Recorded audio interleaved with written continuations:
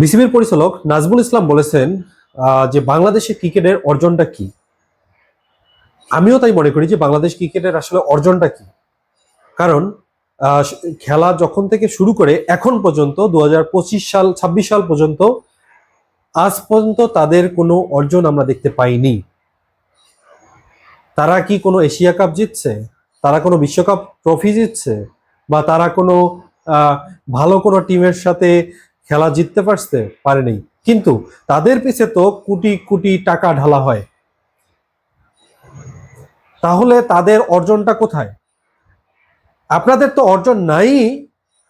এরপরে আপনাদের যে বেয়াদবি ফাজলামি এগুলো দেখার পর থেকে মানুষ বিরক্ত হয়ে গেছে।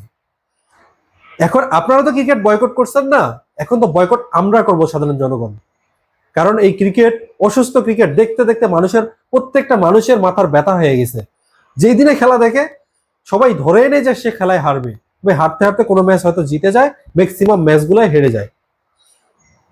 জেতার রেকর্ড খুবই কম।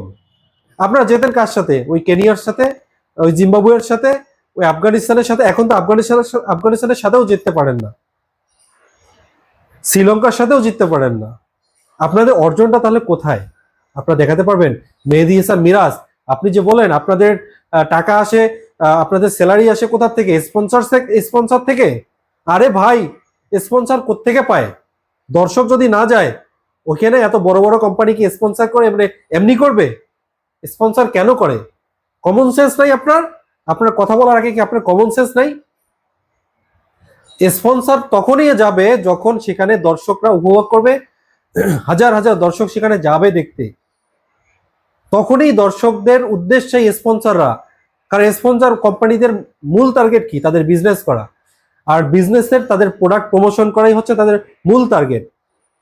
আর যদি দর্শক সেখানে নাই যায় তাহলে স্পন্সর কেন করবে তারা? ওয়াই? মেহেদী হাসান মিরাজ, মিঠুন চক্রবর্তী, যারা সংবাদ সম্মেলন করছেন বা ক্রিকেট বয়কট করছেন, ভালো কথা। আপনাদের উদ্দেশ্যে একটা কথা বলি, আপনাদের এই যে সম্মান, আপনাদেরকে নিয়ে বিসিবির পরিচালক যে কথাটা বলতে সাহস কেন পাইলে? এটা তো আপনারাই করে দিচ্ছেন, দেননি?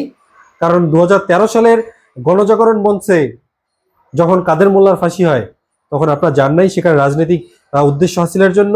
কে আপনাকে প্রেশার ক্রিয়েট করছে, কে করছে আমরা জানি না, কিন্তু আপনি যান নাই সেখানে। আপনি নিশ্চয়ই গেছেন, আপনারা সবাই গেছেন, সবাই মাথায় ব্যাস করছেন, আমার স্পষ্ট মনে আছে এখনো। নাসির, মুশফিকুর রহিম সবাই গেছে। আপনারা তো গেছেন 2013 সালের গণজাগরণ মঞ্চে, আপনারা সবাই গেছেন কাদের মোল্লার ফাঁসির জন্য, সেখানে মঞ্চে উঠছেন। দর্শক, বাংলাদেশের দর্শক সবাই জানে। আপনারা এরপরে কি করলেন? এই যে মাশরাফি নির্বাচনী প্রচারণা, আপনি সেখানে যান নাই। আপনারা যান নাই সেখানে।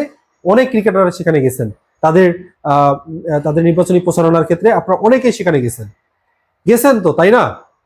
এরপর সাকিব আল হাসান তার নিজের ক্যারিয়ার করতে, ভালো কথা, সে অলরাউন্ডার, ওয়ার্ল্ড টপ অলরাউন্ডার, মানলাম। তার নিজের ক্যারিয়ার করতে সাকিব বাংলাদেশে তার কোন ট্রফিটা এনে দিতে পারছে? এশিয়া কাপ এনে দিতে পারছে? একটাও পারেনি। সেই মাস্টার সাকিবের যখন নির্বাচনী প্রচারণা, অবৈধ স্বৈরাচারের নির্বাচন যখন হলো, ডামি নির্বাচন, সেখানে আপনারা প্রচার করতে যাননি? গেছেন। কেন গেছেন? শুধুমাত্র আপনাদের কিছু অবৈধ সুবিধা নেওয়ার জন্য, আপনাদের সুবিধা হাসিলের জন্য যাননি, গেছেন। এরপরে এই যে আমি মেহেদী হাসান মিরাজ, তারপরে হচ্ছে আরেকজন ছিল ক্রিকেটার, আমি নাজমুল হাসান অপু। আপনারা তো আমার স্পষ্ট মনে আছে, আপনারা রুবেল হোসাইন, আপনারা স্পষ্ট ভাবে সামনে থেকে আপনারা কিন্তু প্রচারণা করতেন অবৈধ নির্বাচন। এই যে জাতিদের, অর্থাৎ মানে আমাদের বাংলাদেশিদের, ক্রিকেট প্রেমীদের যে কথা বলার এই সাহসটা আপনারাই করে দিচ্ছেন, তাই না?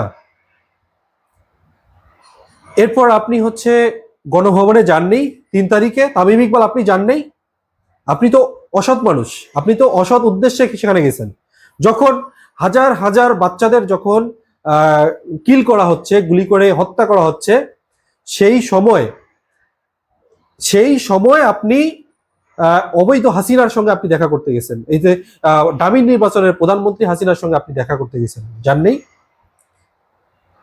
আজকে আপনাদের নিয়ে মানুষ কেন কথা বলে? আপনারাই তো এগুলা সুযোগ করে দিচ্ছেন। এরপরে বিসিবির যখন 5 তারিখের পরে যখন বিসিবির পরিচালক উপদেষ্টা যখন সেখানে স্টেডিয়াম ঘুরতে গেলেন, দেখতে গেলেন, তামিম ইকবাল আপনি কোত্থেকে এসে পুরা স্টেডিয়াম ঘুরাই দেখালেন? মনে হয় যে আপনি সিও, আপনি সভাপতি, বিসিবির পরিচালক, আপনি সবকিছু, আপনি মনে হয় যে আপনি সবকিছু অন করে ফেলছেন, আপনি সবকিছু ঘুরাই দেখাচ্ছেন। যে আসলে ওটা দেখানোর কথা কার ছিল? বিসিবির পরিচালকের দেখানোর কথা ছিল, কিন্তু তারা বিসিবির পরিচালক না দেখায় আপনি দেখাচ্ছেন, নিজেকে অসৎ হিসেবে আপনি প্রমাণ করছেন। আজকে আপনাদেরকে এই ধরনের গালিগালাজ শুনতে কেন হবে না? আপনারা অবশ্যই এই কোশ্চেনের অ্যান্সার দিবেন। যদি আমার এই কথাগুলো আপনাদের মধ্যে যায়, আপনাদের কানে যায়, আমি আশা করব আপনারা আমার এই কথাগুলোর অ্যান্সার অবশ্যই দিবেন। আপনারা রাজনীতি করবেন, ভালো কথা, এটা নিয়ে আমাদের কোনো কথা নেই। প্রত্যেকটা মানুষের নাগরিক অধিকার আছে, তারা প্রত্যেকটা মানুষ খেলতে পারবে এবং রাজনীতি করতে পারবে, এটা আমরা কখনোই এটা দ্বিমত করি না। তবে এখানে কিছু বিষয় হচ্ছে যে আপনি খেলা থেকে অবসর গ্রহণ করে একদম ঘোষণা দিয়ে একটা রাজনৈতিক দলে যোগ দেন। ইভেন যোগ দিয়ে আপনারা যেটা করতে পারেন, নির্বাচন করতে পারেন, মানে অ্যাজ ইট ইজ আপনি পলিটিক্স করতে পারেন। কিন্তু একটা ডামি নির্বাচন আপনি যেখানে দেখলেন, একটা অসৎ নির্বাচন, শুধুমাত্র নিজের দলের মধ্যেই নির্বাচন হচ্ছে, সেই ডামি নির্বাচনে আপনি অংশগ্রহণ করে জাতির কাছে একটা হাস্যরসে পরিণত হলেন এবং জাতির কাছে প্রতারণা করলেন, জাতির সাথে। আপনারা নিজেরাই যখন মানুষের মাঝে প্রতারণা করে জাতিকে বলতেছেন যে আমাদেরকে কেন মানুষ এরকম করে বলে, আরে ভাই কেন বলবে না? আপনি তো অপরাধ করছেন, আপনি গণজাগরণ মঞ্চে গেছেন, গণভবনে গেছেন, তারপরে এই ডামি নির্বাচন প্রচারণায় গেছেন, আপনি এই অবৈধ সরকারের এমপি হয়েছেন, একসাথে ক্রিকেটার হিসেবে বেতন নিছেন, একসাথে মানে এমপি হিসেবে বেতন নিছেন, আপনি অসৎ সুবিধা নেন নাই, অবৈধ সুবিধা নিছেন। আপনি যেহেতু অবৈধ সুবিধাও নিতে পারেন, আপনি যেহেতু অসৎ উদ্দেশ্যে সবকিছু করতে পারেন, এখন আপনার গালিও শুনতে হবে, মানতেও হবে। এটাই হচ্ছে সায়েন্স, আপনাকে এটা বুঝতে হবে। তারপরে যে মিঠুন, মেহেদী হাসান মিরাজ, মানে আপনারা এখন কি মানে সুশীল সাজতে চান না? জাতির সামনে সুশীল সাজতে চান? ফাইজলামি বন্ধ করে দিয়েন। হ্যাঁ, সুশীল সাজাটা একটু বন্ধ করে দেন। এই সুশীলতা বাংলাদেশের মানুষ দীর্ঘ 17 বছর দেখছে, 5ই আগস্টের পর নতুন সুশীলদেরকে দেখতেছে। এই সুশীলতা বাংলাদেশের মানুষের কাছে আর নতুন কিছু না। এই সুশীলতাকে মানুষ ডাস্টবিনে নিক্ষেপ করেছে। সুতরাং আপনাদের কানে যদি এই ভিডিওটা যায় বা এই ভিডিওটার কথাগুলো আপনারা শুনেন, তাহলে আমি আশা করব আপনারা অবশ্যই আমার এই কথার অ্যান্সারগুলো অবশ্যই দিয়ে যাবেন। তো ধন্যবাদ সবাইকে, আসসালামু আলাইকুম।